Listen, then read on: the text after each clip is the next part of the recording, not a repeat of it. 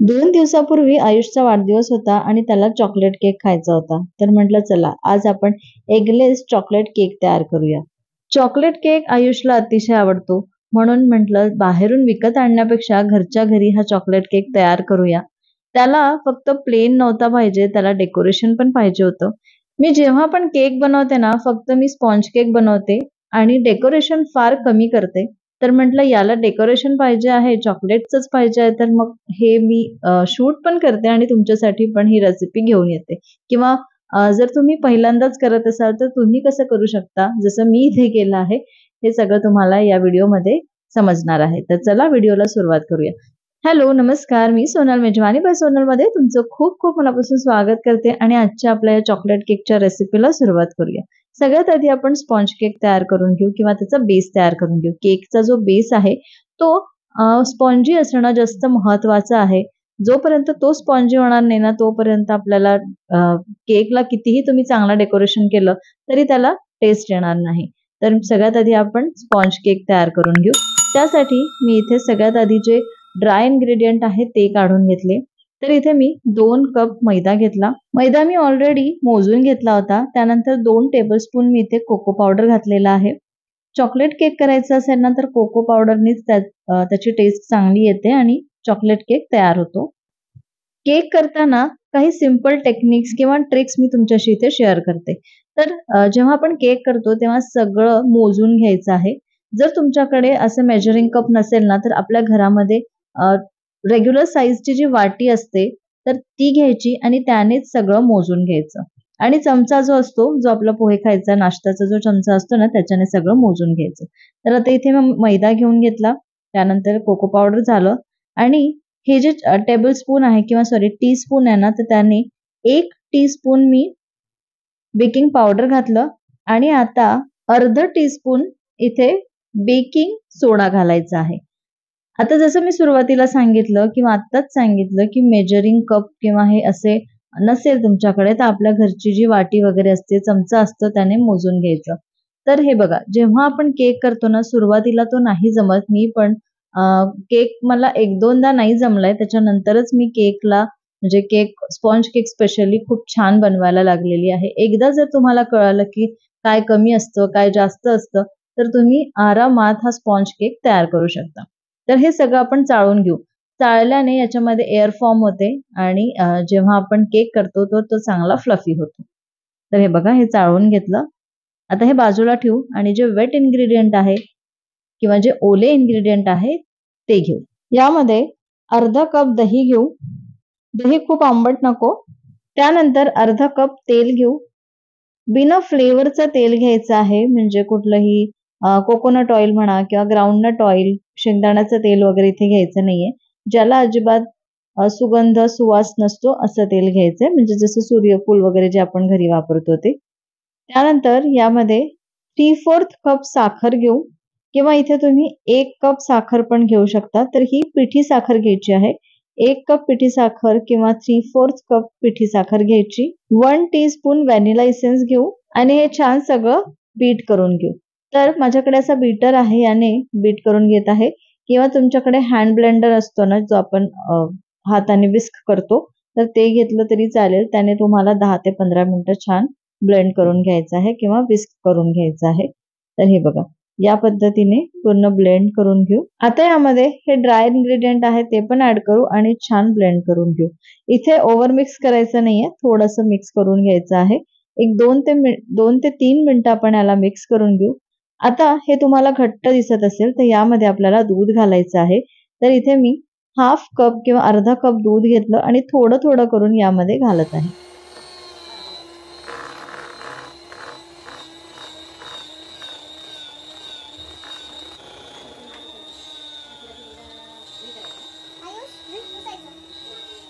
हे बघा, अगदी अशा कन्सिस्टन्सीचा आपला केक बॅटर तयार झालं पाहिजे.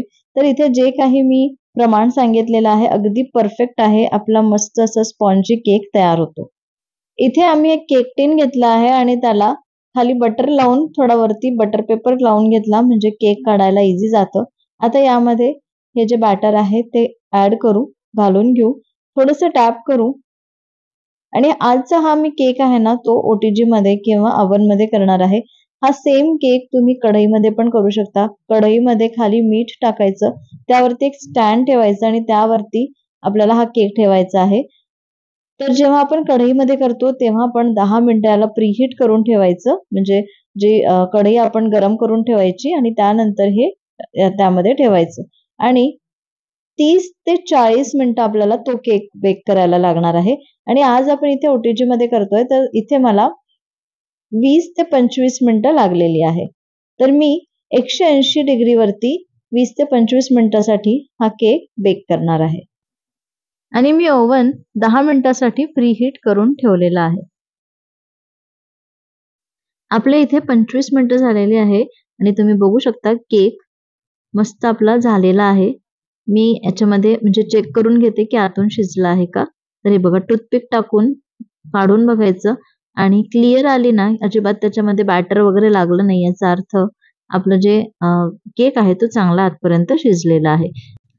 टूथपिकला थोडंसं बॅटर वगैरे जर लागलं ना तर परत 5 मिनिटाला बेक करून घ्यायचं, ते शिजून जातं.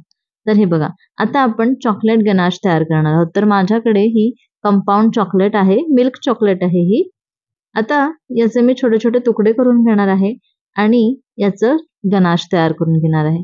तर याचा गनाश कसं तयार करायचं हे तुम्हाला मी इथे सांगते. हे बघा चॉकलेट मी छान अशी तोडून घेतली, म्हणजे ही जेव्हा मेल्ट होईल ना तर ते इझी जातं. आता एका बोलमध्ये हे घ्यायचं आणि गनाश तयार करण्याच्या आधी आपण केक कट करून घेऊ. म्हणजे आपल्याला जो स्पॉन्ज आहे ना तर तो मधून कट करून घ्यायचा आहे, तर ते आधी कट करून घेते. इथे केक मी अर्धा तास थंड करून घेतला आणि त्यानंतर आता हा कट करून घेत आहे. तर तोपर्यंत मी झाकून ठेवलं होतं, म्हणजे वरची लेअर जी आहे ती कडक होणार नाही. आणि हे बघा आपला केक किती स्पॉन्जी झालेला आहे, इतका अप्रतिम झाला होता. स्पॉन्ज केक मी खूप छान तयार करून घेऊ शकते. तुम्ही पण याच पद्धतीने हा स्पॉन्ज केक तयार करून घेऊ शकता. आणि तुम्हाला सांगते इथे मी अजिबात अंड्याचा वापर वगैरे केलेला नाहीये, तर हा एगलेस आपला चॉकलेट केक आहे. तर तुम्ही हा एगलेस चॉकलेट केक किंवा असं स्पॉन्ज केक असा पण तयार करून घेऊ शकता. आणि वरून थोडेसे ड्रायफ्रुट्स वगैरे लावून घ्यायचे, असे पण तुम्ही चहा सोबत एन्जॉय करू शकता.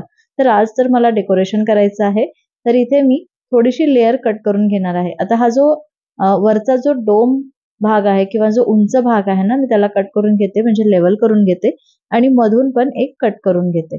तर हे बघा या पद्धतीने मी दोन स्लाइसेस मध्ये किंवा दोन अशा भागमध्ये हा केक कट करून घेतला. आता हा बाजूला ठेवू आणि चॉकलेट गनाश तयार करायला घेऊ. तर चॉकलेट गनाश तयार करण्यासाठी ना इथे मी चॉकलेट घेतली. तर ही डबल बॉइलिंग मेथडने आपल्याला चॉकलेट मेल्ट करून घ्यायची आहे. मेल्ट झाल्यानंतर यामध्ये मी अर्धा कप हे जे अमूलचं फ्रेश क्रीम असतं ते घातलं. आता यामुळे काय झालं, हे थोडंसं थिक झालं. तर हे जे थिक वालं पोर्शन आहे ते मी मध्ये याला लावलं, म्हणजे आपल्या केकला मध्ये लावलं. आणि गनाश तयार करण्यासाठी असं थोडंसं क्रीमी टेक्स्चरचं आपल्याला हे चॉकलेट पाहिजे आहे. तर मी पुढे काय केलं हे पण तुम्हाला इथे व्हिडिओमध्ये सांगणार आहे. आता जो स्पॉन्ज केक आहे ना तो असा ड्राय असतो, त्याच्यामुळे याला मस्त शुगर सिरप मध्ये टाकलेला आहे, म्हणजे यावरती शुगर सिरप टाकून घेऊ. सिंपल साखर आणि मी पाणी उकळून घेतलं आणि ते यावरती घातलेलं आहे. आता जे आपण चॉकलेट गनाश किंवा चॉकलेटचे क्रीम तयार करून घेतलं ते लावून घेऊ सुरुवातीला. हे बघा या पद्धतीने मी ते चॉकलेटचं जे क्रीम तयार करून घेतलं तर ते लावलं.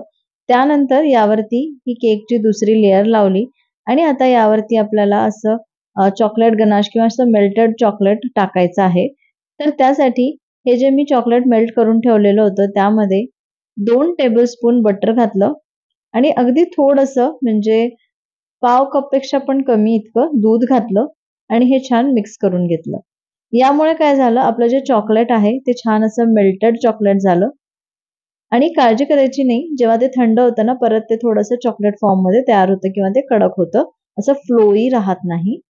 तर हे बघा या पद्धतीने हे छान मी मिक्स करून घेतलं आणि हे बघा इतकं छान असं पोरिंग कन्सिस्टन्सीचं आपलं हे चॉकलेट गनाश तयार झालेलं आहे. यामध्ये मी थोडे वेगळे इन्ग्रेडियंट्स घातलेले आहे, त्याच्यामुळे हे खूप छान लागतं आणि बराच वेळेपर्यंत चॉकलेट पण चांगलं सॉफ्ट आणि मेल्टेड राहतं किंवा कडक लागत नाही आणि मस्त असं आपलं हे चॉकलेट गनाश तयार होतं. तर या पद्धतीने एकदा नक्की ट्राय करा. तर हे बघा, आपलं हे चॉकलेट गनाश तयार झालेलं आहे. आता हे या केकवर घालू आणि व्यवस्थित पसरवून घेऊ.